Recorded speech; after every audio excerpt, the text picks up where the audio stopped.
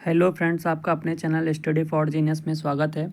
Guys, इस session में हम लोग जो है जीके जीएस से रिलेटेड आपका टोटल 50 क्वेश्चन कंप्लीट करने वाले हैं और जो कि आपके एग्ज़ाम पॉइंट ऑफ व्यू से बहुत ही ज़्यादा इंपॉर्टेंट है।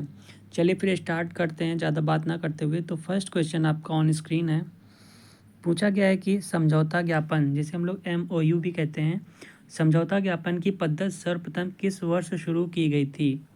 तो किस वर्ष शुरू की गई थी गाइस? तो वह शुरू की गई थी, आपका ऑप्शन क्या हो जाएगा राइट? तो वह आपका राइट आंसर हो जाएगा 1987-88 में जो आपका समझौता ज्ञापन शुरू किया गया था। ऑप्शन आपका सी करेक्ट हो जाएगा।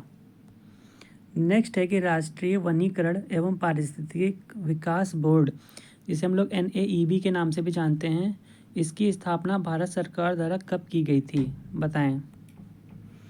आपको बताना है कि राष्ट्रीय वनीकरण एवं पारिस्थितिकी विकास बोर्ड की स्थापना कब की गई थी। बताइएगा किस ईयर में की गई थी? 1987 में की गई थी, 1992 में की गई थी, 1995 में की गई थी या फिर 1998 में की गई थी? तो करेक्ट आंसर आपका हो जाएगा 1992 में की गई थी। ऑप्शन आपका जो बी है करेक्ट हो जाएगा। नेक्स्ट है कि रेखी समिति का संबंध निम्न में से किससे होता है? तो बताइएगा रेखी समिति का जो संबंध है यह किससे होता है? प्रत्यक्ष कर से होता है, अप्रत्यक्ष कर से होता है, कर सुधार से होता है या फिर इनमें से कोई नहीं? तो जो आपका रेखी समिति का संबंध है फ्रेंड्स, तो यह आपका होता है अप्रत्यक्ष कर से, जिसे हम लोग इनडायरेक्ट टैक्स भी कहते हैं। ऑप्शन आपका बी करेक्ट हो जाएगा। नेक्स्ट है कि राष्ट्रीय महिला कोष की स्थापना किस पंचवर्षीय योजना के दौरान की गई थी? तो बताइएगा जो राष्ट्रीय महिला कोष है इसकी स्थापना जो है आपको बताना है कि किस पंचवर्षीय योजना के तहत हुई थी। तीसरी पंचवर्षीय योजना के तहत, पांचवी पंचवर्षीय योजना के दौरान, आठवीं पंचवर्षीय योजना के दौरान या फिर 10वीं पंचवर्षीय योजना के दौरान? तो इसमें करेक्ट आंसर आपका हो जाएगा ऑप्शन सी, आठवीं पंचवर्षीय योजना के दौरान। ऑप्शन आपका सी करेक्ट हो जाएगा। नेक्स्ट है कि निम्नलिखित किस मंदिर में 12 मीटर ऊंचा एक शिखर है जो भारतीय मंदिर निर्माण में शिखर का प्रथम उदाहरण है? तो बताएं इसमें राइट आंसर क्या हो जाएगा?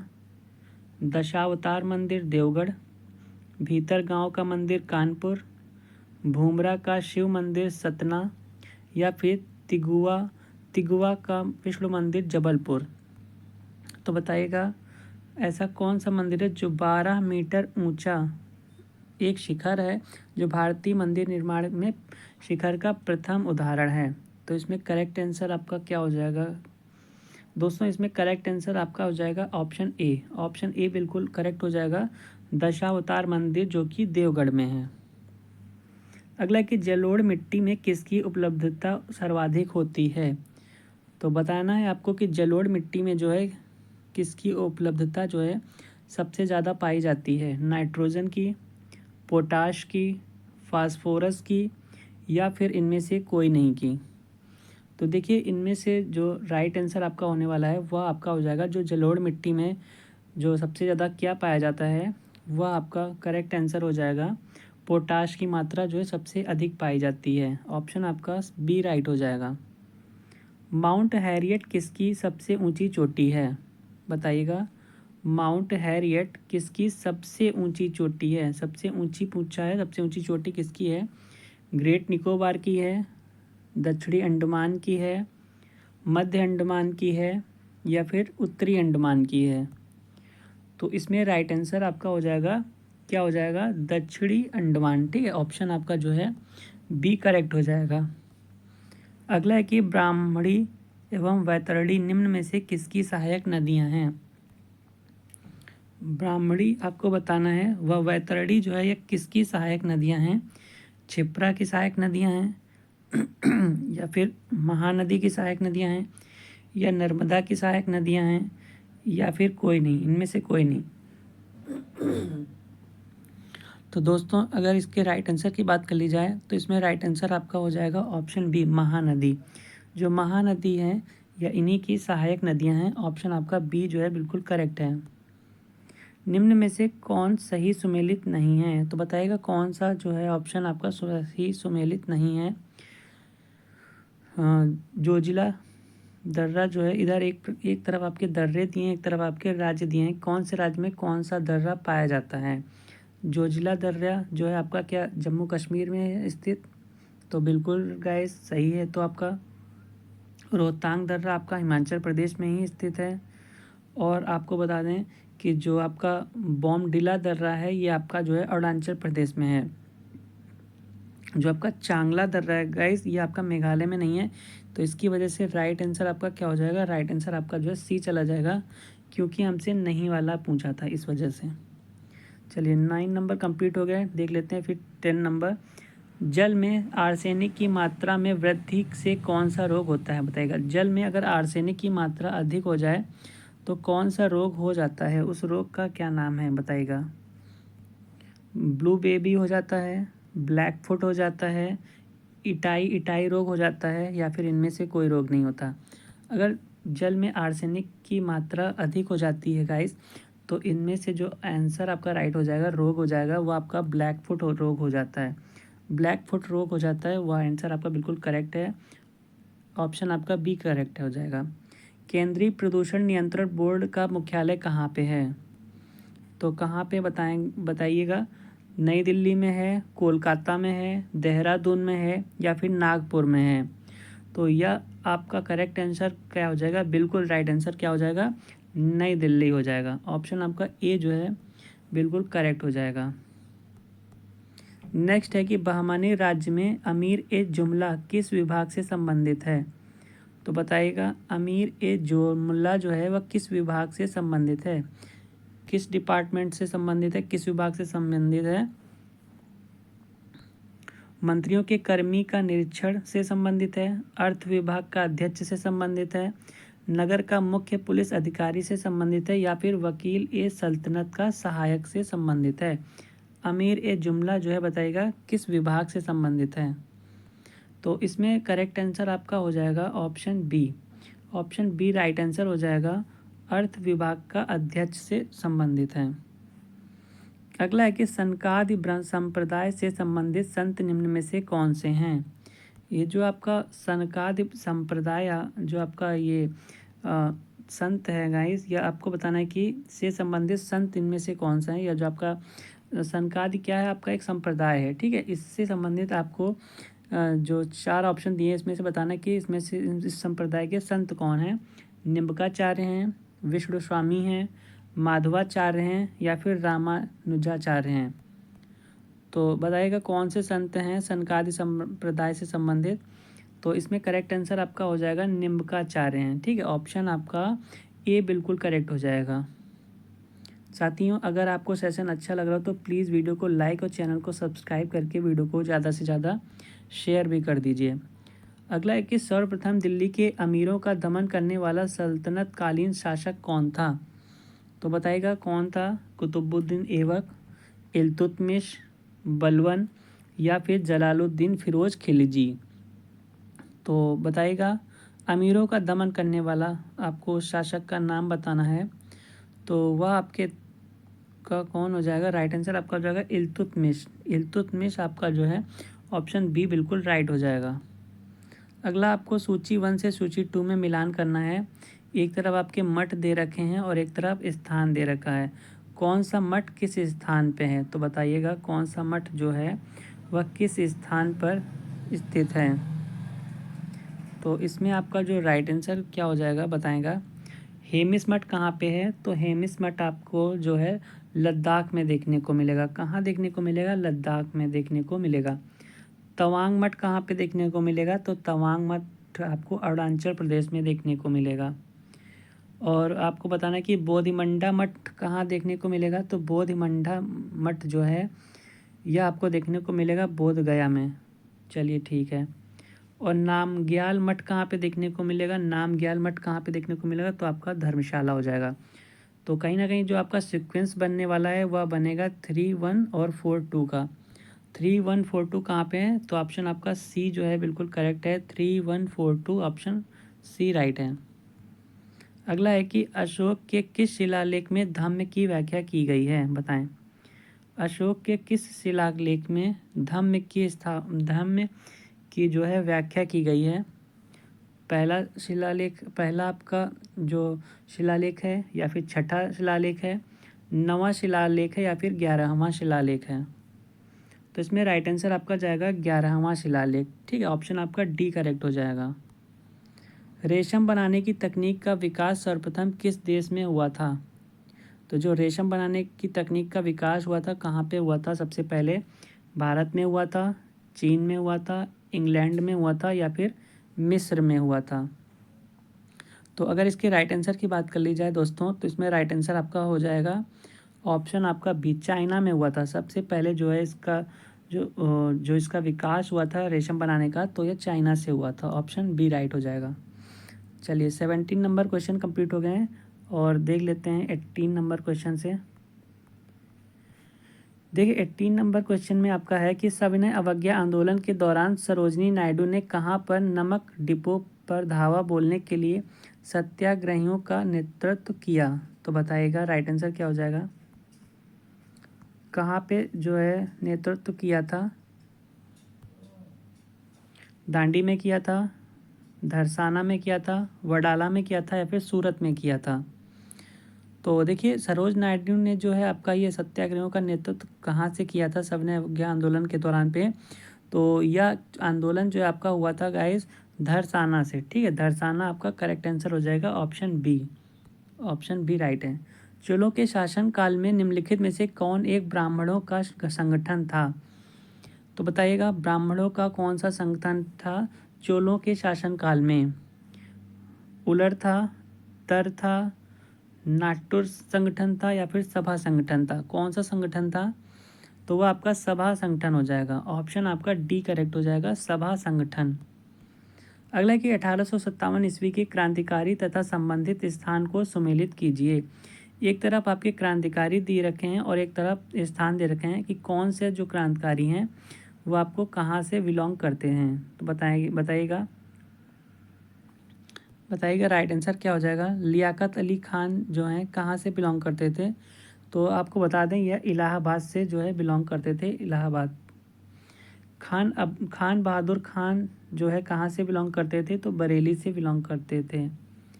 अजीमुल्ला जो हैं कहाँ से बिलोंग करते थे? तो यह फतेहपुर से बिलोंग करते थे। और बेगम हजरत महल तो ये हो जाएगा आपका लखनऊ। तो ऑप्शन आपका जो सीक्वेंस बनने वाला है वह बनेगा 4312। और 4312 कहाँ पे है? 4312 आपका ऑप्शन डी में दिख रहा है, तो इसी के लिए आपका ऑप्शन राइट डी हो जाएगा। अधोमुखी निस्यंदन सिद्धांत निम्नलिखित में से किस क्षेत्र से संबंधित है? तो बताइएगा जो आपका अधोमुखी निस्यंदन का जो सिद्धांत है वह किस क्षेत्र से संबंधित है? आपका शिक्षा क्षेत्र हो गया, रेल क्षेत्र हो गया, सिंचाई क्षेत्र हो गया या फिर आपका कर क्षेत्र हो गया? तो इसमें से करेक्ट आंसर आपका क्या हो जाएगा? इसमें से राइट आंसर आपका हो जाएगा साथी शिक्षा। ठीक है, ऑप्शन आपका जो है ए पे जाएगा, शिक्षा, एजुकेशन से संबंधित है। 1872 ईस्वी में नेटिव मैरिज एक्ट को पारित कराने में महत्वपूर्ण भूमिका निम्नलिखित में से किसने निभाई थी? नेटिव मैरिज एक्ट को पारित कराने में महत्वपूर्ण भूमिका जो है निम्नलिखित में से किसने निभाई थी? बताइएगा। केशव चंद्र सेन ने, राजा राम मोहन राय ने, ईश्वर चंद्र विद्यासागर ने या फिर एनी बेसेंट ने? तो इसमें से करेक्ट आंसर आपका क्या हो जाएगा? इसमें से करेक्ट आंसर आपका केशव चंद्र सेन हो जाएगा। ठीक, केशव चंद्र सेन, ऑप्शन आपका ए करेक्ट हो जाएगा। अगला कि निम्नलिखित में से कौन सी घटना सबसे पहले हुआ? सबसे पहले कौन सी घटना हुई थी? रॉलेट एक्ट की हुई थी, रॉलेट सत्याग्रह की हुई थी या फिर भारतीय राष्ट्रीय कांग्रेस का अमृतसर अधिवेशन से हुई थी या फिर जलियांवाला बाग हत्याकांड से हुई थी? तो इसमें से आपका बताना है कि सबसे पहले घटना कौन सी हुई थी इन चार ऑप्शन के मुताबिक। तो देखिए सबसे पहले घटना की अगर बात कर ली जाए तो सबसे पहले घटना आपकी रॉलेट एक्ट हुई थी। इन चार ऑप्शन के मुताबिक जो है सबसे पहले घटना जो है आपके रॉलेट एक्ट में हुई थी। अगला है कि भारत की संविधान सभा का गठन किसके प्रस्ताव पर किया गया? बताएं। भारत की जो संविधान सभा का गठन है आखिर वो किसके प्रस्ताव पर किया गया था? क्रिप्स मिशन के प्रस्ताव पर, कैबिनेट मिशन के प्रस्ताव पर, अगस्त प्रस्ताव पर, या फिर अगस्त घोषणा के प्रस्ताव पर। तो इसमें से राइट आंसर आपका क्या हो जाएगा दोस्तों? इसमें राइट आंसर आपका हो जाएगा कैबिनेट मिशन। ऑप्शन आपका बी बिल्कुल करेक्ट हो जाएगा, कैबिनेट मिशन। निम्नलिखित में से मैकियावेली के लिए सरकार का कौन सा रूप आदर्श है? बताइएगा, मैकियावेली के लिए जो है सरकार का कौन सा रूप है जो है वो आदर्श है? गणतंत्र है, कुलीन तंत्र हो जाएगा, लोकतंत्र हो जाएगा, या फिर वंशानुगत राजतंत्र हो जाएगा। तो देखिए इसमें करेक्ट आंसर आपका हो जाएगा गणतंत्र। गणतंत्र आपका जो है ये आपका राइट आंसर हो जाएगा, ऑप्शन ए। अगला है कि निम्नलिखित में से कौन सा रिट है जो व्यक्तिगत स्वतंत्रता का बुलवर्क है? तो बताइएगा, व्यक्तिगत स्वतंत्रता का बुलवर्क है, बताएं। परमादेश हो जाएगा, उत्प्रेषण हो जाएगा, अधिकार परीक्षा हो जाएगा, या फिर बंदी प्रत्यक्षीकरण हो जाएगा। तो रिट के मामले में आपको बताना है कौन सा आपका जो है व्यक्तिगत स्वतंत्रता का बुलवर्क है। तो इसमें से राइट आंसर आपका हो जाएगा बंदी प्रत्यक्षीकरण। बंदी प्रत्यक्षीकरण ऑप्शन आपका डी करेक्ट हो जाएगा। चलिए 26 हो गया, 27 देख लेते हैं। 27 नंबर है कि निम्नलिखित में से कौन सा भारतीय संविधान के द्वारा प्रत्याभूत मौलिक अधिकार है? तो बताइएगा प्रत्याभूत मौलिक अधिकार कौन सा है? शासन का अधिकार है, संपत्ति का अधिकार है, सूचना का अधिकार है, या फिर समानता का अधिकार है? तो बताएं साथी, राइट आंसर क्या हो जाएगा? करेक्ट आंसर की अगर बात कर ली जाए राइट आंसर की, तो इसमें ऑप्शन आपका जाएगा समानता का अधिकार। ऑप्शन आपका डी करेक्ट हो जाएगा, समानता का अधिकार। भारतीय संविधान में राज्य के नीति निर्देशक तत्व को शामिल करने का मुख्य कारण क्या है? तो बताएं राइट आंसर क्या है? मुख्य कारण क्या है? कल्याणकारी राज्य की स्थापना करना, धर्मनिरपेक्ष राज्य की स्थापना करना, सरकार के स्वेच्छाचारी आचरण को रोकने के लिए यह है, या फिर सरकार के विकास में आवश्यक अवसर प्रदान करने के लिए। तो इसमें राइट आंसर आपका क्या हो जाएगा? इसमें राइट आंसर आपका हो जाएगा कल्याणकारी राज्य की स्थापना के लिए। ठीक है, ऑप्शन आपका ए करेक्ट हो जाएगा। अगला है कि निम्नलिखित में से कौन सी समिति संसद की स्थायी समिति नहीं है? तो संसद की स्थायी समिति कौन सी नहीं है? लोक लेखा समिति नहीं है, प्राक्कलन समिति नहीं है, लोक उपक्रम समिति नहीं है, या फिर वित्त मंत्रालय की परामर्शदात्री समिति नहीं है। तो इसमें राइट आंसर आपका जाएगा वित्त मंत्रालय की जो परामर्शदात्री समिति है, यह कैसी समिति नहीं है? तो यह आपकी स्थायी समिति नहीं है। ऑप्शन आपका डी करेक्ट हो जाएगा। केंद्रीय मंत्रिपरिषद के विरुद्ध अविश्वास प्रस्ताव कहाँ प्रस्तुत किया जाता है? क्या लोकसभा में प्रस्तुत किया जाता है, या फिर केवल राज्यसभा में प्रस्तुत किया जाता है, या फिर आप लोकसभा तथा राज्यसभा दोनों में प्रस्तुत कर सकते हैं, या फिर राज्यों की विधानसभाओं में ही प्रस्तुत किया जाता है? तो बताएं। देखिए जो आपका अविश्वास प्रस्ताव है गाइस केंद्रीय मंत्रिपरिषद के विरुद्ध, वह जो है आपका प्रस्ताव जो है कहाँ पे जो है आपका प्रस्तुत किया जाता है? वह जो है आपका सिर्फ और सिर्फ केवल लोकसभा में ही प्रस्तुत किया जाता है। ठीक है, तो ऑप्शन आपका ए करेक्ट हो जाएगा। चलिए नेक्स्ट है कि जैविक ऑक्सीजन आवश्यकता एक प्रकार का प्रदूषण सूचकांक है। तो किस में है यह बताइएगा? जलीय वातावरण में है, मृदा में है, वायु में है, या फिर उपयुक्त सभी में है? बताएं। तो देखिए इसमें जो करेक्ट आंसर आपका हो जाएगा वह आपका जाएगा जलीय वातावरण में। ठीक है, जलीय वातावरण में ऑप्शन आपका ए करेक्ट हो जाएगा। अगला है नदी का प्रदूषण मापा जाता है। तो जो नदी का प्रदूषण है वह हम लोग किस में मापते हैं? जल में घुली क्लोरीन की मात्रा से नापते हैं, जल में घुली ओजोन की मात्रा से मापते हैं, या जल में घुली नाइट्रोजन की मात्रा से मापते हैं, या फिर जल में घुली ऑक्सीजन की मात्रा से। Chlorine, ozone, nitrogen, oxygen. तो इसमें से करेक्ट आंसर क्या हो जाएगा? देखिए इसमें से करेक्ट आंसर आपका ऑप्शन डी जाएगा। ऑप्शन डी करेक्ट हो जाएगा, जल में घुली ऑक्सीजन की मात्रा से मापा जाता है। अगला है कि शुक्ला फाटा वन्य जीव अभ्यारण्य कहाँ स्थित है? तो ये जो आपका शुक्ला फाटा है ये क्या है? यह आपका वन्य जीव अभ्यारण्य है। यह कहाँ पे स्थित है बताएं? यह कहाँ पे सिचुएटेड है? भूटान में, नेपाल में, पाकिस्तान में या फिर श्रीलंका में। तो यह जो है कहाँ पे स्थित है, तो यह स्थित है आपके नेपाल में। ठीक है, जो शुक्ला फाटा वन्यजीव अभयारण्य है यह आपको देखने को मिलेगा नेपाल में। ऑप्शन आपका बी करेक्ट हो जाएगा। अगला है कि लघु रेडियो तरंग, जिसे हम लोग शॉर्ट रेडियो वेव्स कहते हैं, इसकी खोज किस वैज्ञानिक के द्वारा किया गया था? किस वैज्ञानिक ने इसकी खोज की थी लघु रेडियो तरंग की? हेनरिक हर्ट्ज ने की थी, मार्कोनी ने की थी, जोहान रेटर ने की थी या फिर न्यूटन ने की थी?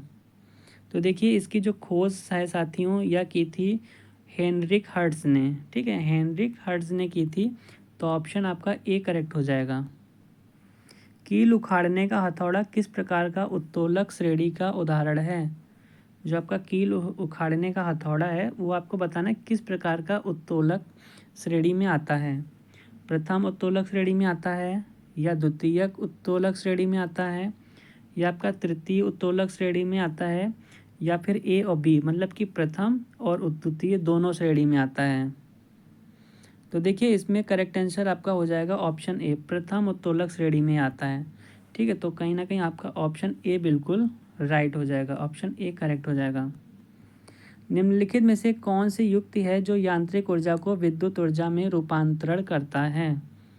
उस युक्ति का नाम आपको बताना है कि वह कौन सी युक्ति है जो यांत्रिक ऊर्जा को किस में चेंज करता है, विद्युत ऊर्जा में, मतलब मैकेनिकल एनर्जी को इलेक्ट्रिकल एनर्जी में चेंज करता है। वह क्या है?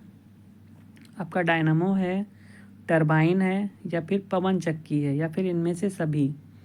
तो देखिए इसमें इसमें से जो आपका करेक्ट आंसर हो जाएगा वो हो जाएगा इनमें से सभी।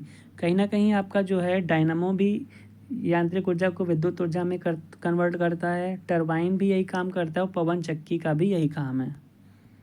36 हो गया। 37 क्वेश्चन आपका देख लेते हैं। 37 क्वेश्चन आपका है कि गुरुत्वीय त्वरण जी के संबंध में कौन सा कथन असत्य है?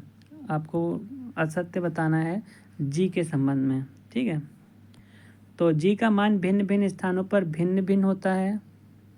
जी का मान 9.81 मीटर पर सेकंड स्क्वायर होता है। जी अदिश राशि है या फिर इनमें से सभी सत्य हैं? तो देखिए अगर बात कर लीजिए इसकी करेक्ट आंसर की, तो इसमें जो है आपका राइट आंसर हो जाएगा। तो देखिए राइट आंसर जी एक कह रहा है कि अदिश राशि है, तो जी जो है अदिश राशि नहीं है, जी एक सदिश राशि है। ठीक है, जी क्या है? एक सदिश राशि है।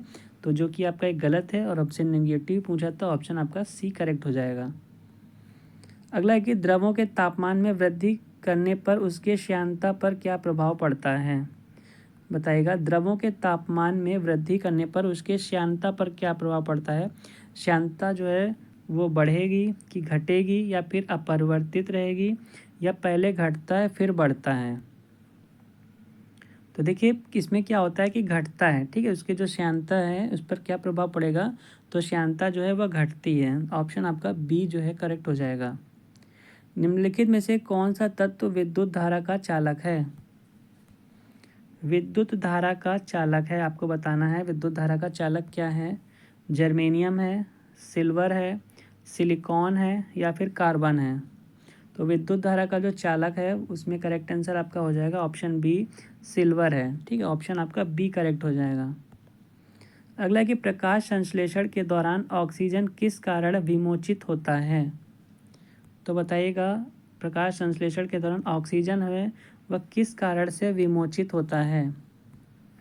कार्बोहाइड्रेट का जल अपघटन के कारण, जल का प्रकाश अपघटन के कारण, कार्बन डाइऑक्साइड की कमी की वजह से, या फिर क्लोरोफिल का टूट जाना? तो इसमें करेक्ट आंसर आपका हो जाएगा साथी ऑप्शन बी, जल का प्रकाश अपघटन। ठीक है, ऑप्शन आपका जो है बी राइट हो जाएगा।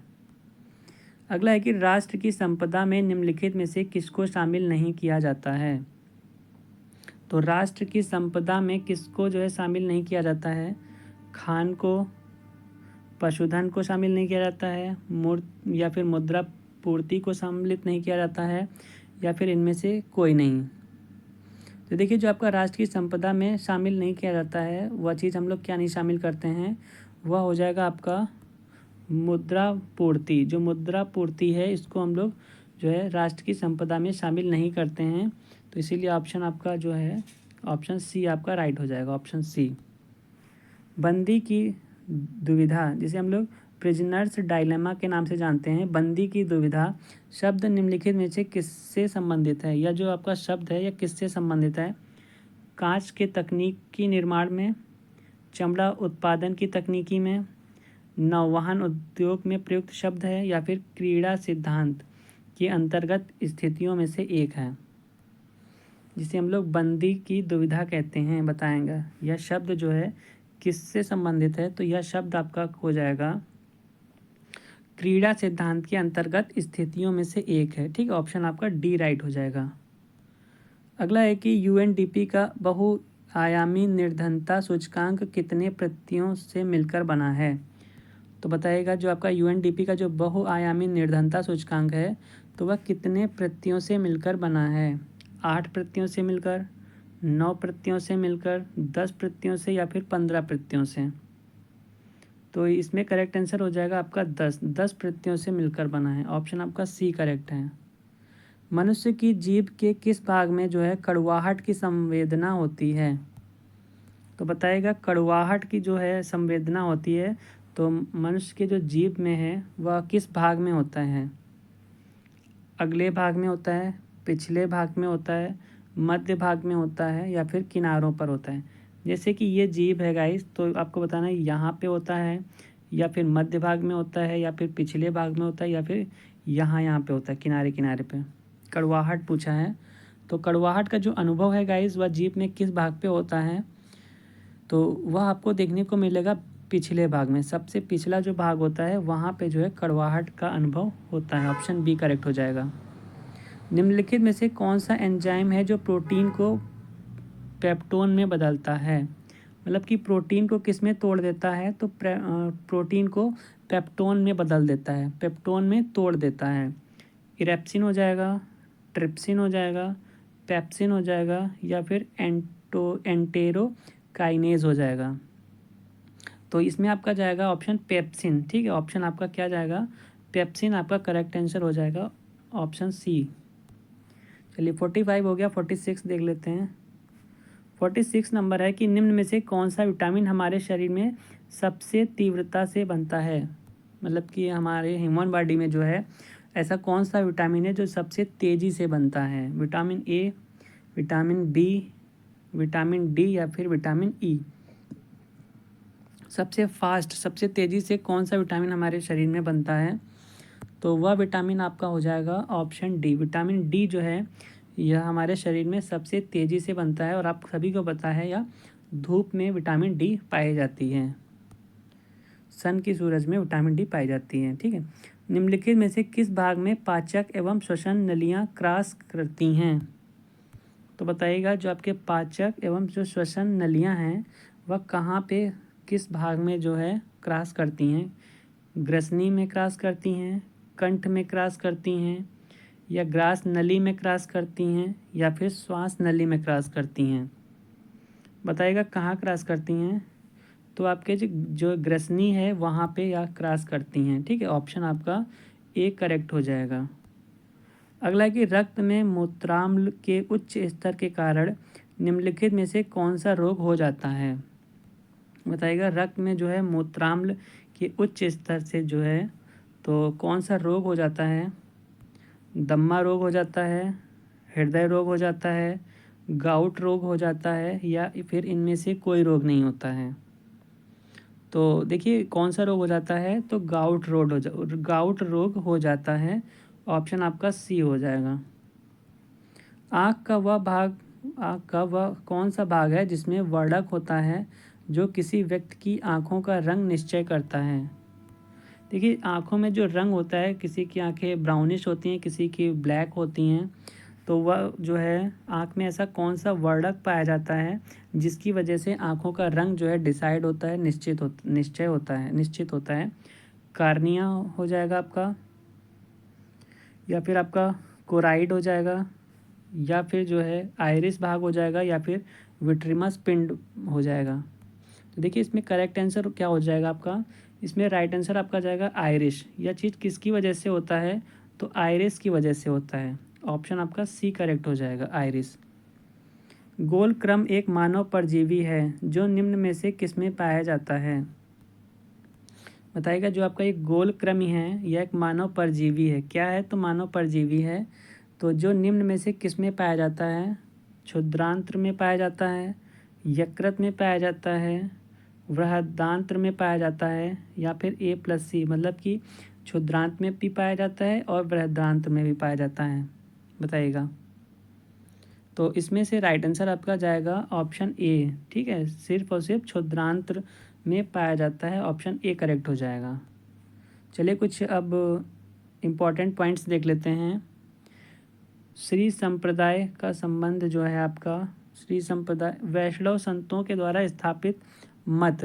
देखिए जो आपको इसमें जो सारी चीज़ें दी हैं यह मत दिए हैं कि वैष्णव संतों के द्वारा जो स्थापित मत हैं ये कौन कौन से मत हैं। एक तो आपका श्री संप्रदाय मत हो गया, ब्रह्म संप्रदाय मत, रुद्र संप्रदाय मत, और इसमें देखिए तो रामानुजाचार्य मत है, और आपका माधवाचार्य हो जाएगा, निम्बकाचार्य मत है, द्वैतवाद है, और द्वैतवाद है। ठीक है, विशिष्टा द्वैतवाद है। ये सारे आपके इम्पॉर्टेंट हैं। प्राचीन मंदिर एवं निर्माणकर्ता। देखिए जो मंदिर हैं प्राचीन मंदिर, उनका निर्माण किसने किया है यह भी देख लेते हैं। जो आपका कोणार्क मंदिर है गाइस, तो यह इसके जो निर्माण करता है वह आपके नरसिंहदेव प्रथम। कांची का जो कैलाश मंदिर है इसके निर्माण करता है आपके नरसिंह वर्मन द्वितीय। मामल्लपुरम का जो तट मंदिर है इसके निर्माण करता है नरसिंह वर्मन द्वितीय। और जो आपका एलोरा का मंदिर है इसके निर्माणकर्ता हो जाएंगे आपके कृष्ण प्रथम। पुरी का जगन्नाथ मंदिर के जो हैं आपके इसके निर्माणकर्ता चोल शासक गंगदेव हैं। उड़ीसा का जो लिंगराज मंदिर है इसकी जो आपके निर्माणकर्ता हैं ये हैं यायाति केसरी। तो ये कुछ आपके गाइस इंपॉर्टेंट पॉइंट थे फ्रेंड्स। आपको ये सेशन कैसा लगा? अगर अच्छा लगा हो तो वीडियो को लाइक कर दीजिएगा एंड चैनल को सब्सक्राइब करके ज़्यादा से ज़्यादा वीडियो को शेयर कर दीजिएगा। चलिए मिलते हैं फिर नेक्स्ट वीडियो में। भगवान करे आपका दिन शुभ हो and thank you for watching this video.